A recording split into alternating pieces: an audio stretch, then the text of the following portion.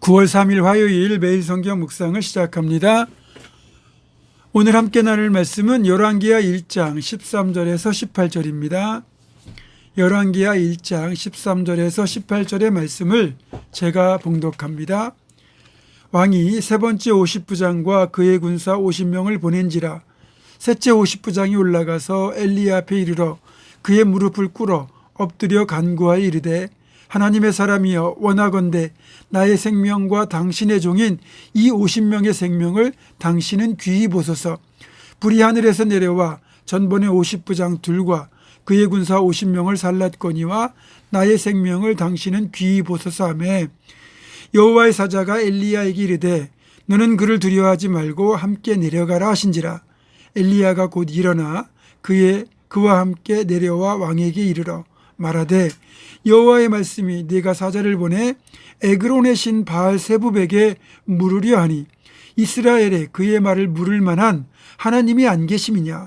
그러므로 네가 그 올라간 침상에서 내려오지 못할지라. 네가 반드시 죽으리라 하셨다 하니라. 왕이 엘리야가 전한 여호와의 말씀대로 죽고 그가 아들이 없으므로 여호람이 그를 대신하여 왕이 되니 유다 왕 여호사밧의 아들 여호람의 둘째 해였더라. 아하시야가 행한 그 남은 사적은 모두 이스라엘 왕 역대지략에 기록되지 아니하였느냐. 아멘. 이제 아하시야의 명령에 따라 50부장과 그를 따르는 50명의 군사가 엘리야를 잡으러 오는데 그때 엘리야는 산꼭대기에 앉아 있었습니다. 이 산꼭대기는 아마도 엘리야가 불의 응답을 받았던 갈멜산일 가능성이 크죠. 산 위에 앉아있는 엘리야를 발견한 50부장이 엘리야에게 이렇게 말합니다. 하나님의 사람이여 왕의 말씀이 내려오라 하셨나이다. 그런데 엘리야의 반응이 이상합니다. 이렇게 말하거든요. 내가 만일 하나님의 사람이면 불이 하늘에서 내려와 너와 너의 50명을 살을지로다. 그러자 정말로 불이 하늘에서 내려와 50부장과 그의 부하 50명을 살라버렸습니다. 아하시야는 엘리야를 잡아오라고 시켰던 50부장과 군사들이 오지 않자 다시 다른 50부장과 50명의 군사를 엘리야에게 보냅니다. 두 번째로 파견된 50부장 역시 엘리야를 만나자마자 첫 번째 50부장이 했던 것과 똑같이 말하죠. 하나님의 사람이여 왕의 말씀이 속히 내려오라 하셨나이다. 이때 엘리야의 대답도 동일합니다. 내가 만일 하나님의 사람이면 불이 하늘에서 내려와 너와 너의 50명을 살을지로다. 그러자 또 불이 하늘에서 내려와서 이 두 번째 50부장과 그의 부하 50명을 살라버렸습니다. 순식간에 50부장 2명 그리고 부하 50명씩 2번, 그래서 102명이 죽은 겁니다. 분명히 죄를 지은 건 아하시야인데 왜 아하시야의 심부름을 온 50부장과 50명의 군사들이 죽어야 했을까요? 쉽게 이해가 되지 않죠. 어쨌든 아하시야의 고집도 끈질깁니다. 다시 세 번째로 50부장과 50명의 군사를 엘리야에게 또 보냅니다. 특유의 고집이 발동된 건데 죄를 뉘우치는 대신에 끝까지 오만하며 왕의 권위를 선지자의 권위보다 우월하다고 착각하고 있는 겁니다. 이미 앞에 갔던 두 사람의 50부장과 100명의 군사가 죽었다는 사실을 알고 있던 이 세 번째 50부장은 먼저 엘리야에게 무릎을 꿇어 엘리야의 자비를 간구합니다. 하나님의 사람이여 원하건대 나의 생명과 당신의 종인 이 50명의 생명을 당신은 귀히 보소서. 불이 하늘에서 내려와 전번의 50부장 둘과 그의 군사 50명을 살랐거니와 나의 생명을 당신은 귀히 보소서. 놀랍게도 세 번째 50부장과 그의 군사들은 죽지 않았습니다. 앞에 2명의 50부장과 그의 군사들은 죽었고 세 번째 50부장과 그의 군사들은 살 수 있었어요. 그 이유가 무엇일까요? 우리는 엘리야의 대답에서 그 이유를 엿볼 수 있습니다. 내가 만일 하나님의 사람이면 이라고 엘리야가 말했던 걸 염두에 두셔야 됩니다.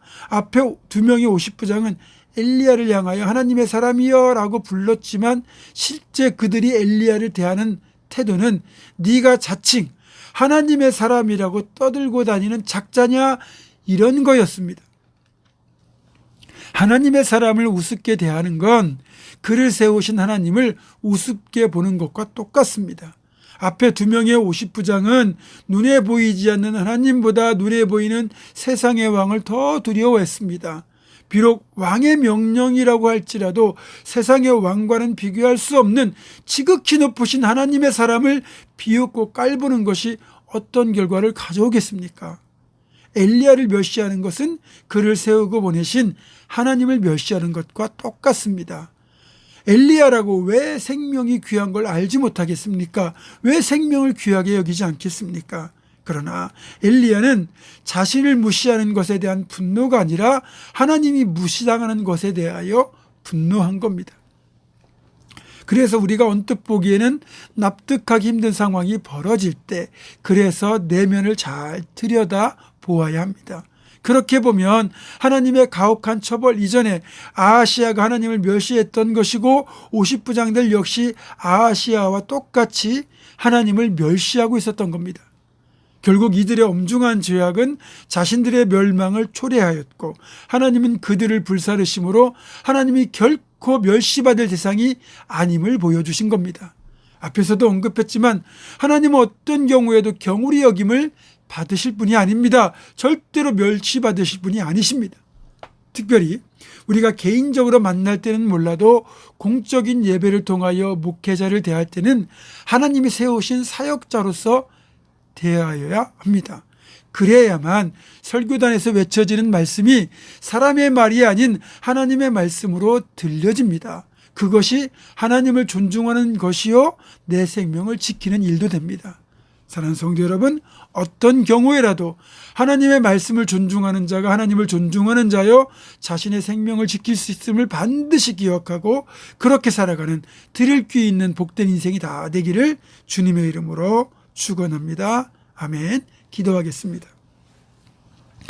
하나님을 멸시하고 하나님의 사람을 멸시하는 것이 결국 하나님을 다시 멸시하는 엄청난 죄악임을 우리는 오늘 본문에서 깨닫습니다. 하나님, 어떤 상황에서도 하나님의 사람과 하나님을 멸시하지 않고 끝까지 존중하여 하나님으로부터 존중받는 진정한 하나님의 사람들, 복되게 살아가는 신앙인들 될 수 있도록 인도하여 주시옵소서. 그런 우리가 되기를 간절히 소망하오며 예수님의 이름으로 기도하옵고 이제는 우리 주 예수 그리스도의 은혜와 하나님의 사랑과 성령의 교통하심이 어떤 상황에서도 하나님의 말씀과 하나님의 사람과 하나님을 존중하기로 결단하는 사랑하는 모든 성도들, 이들의 삶과 가정과 생업과 앞날과 우리 교회 위에 지금부터 영원토록 함께 하시옵기를 간절히 축원하옵나이다. 아멘.